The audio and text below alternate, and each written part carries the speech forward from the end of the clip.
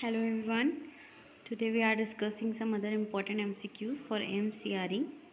So the question number 1 is, which of the following is a named type of ankle disarticulation? Here the correct answer is Aiims amputation. Next, example of an obstructive lung disease is, here the correct answer is asthma. Next question, Medical Research Council scale is the grading system used all over to assess. The correct answer is muscle strength. Next question, which of the following arises from root of brachial plexus? So there are two nerves which arises from root of brachial plexus.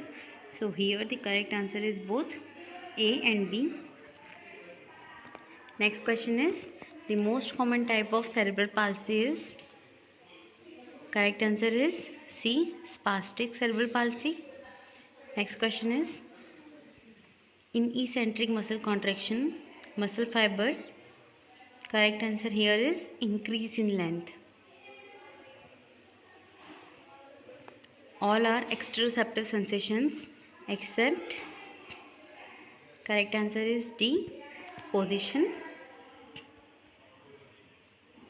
Among the neuromuscular facilitation technique, which technique stresses the concept that sensory input determines the motor output?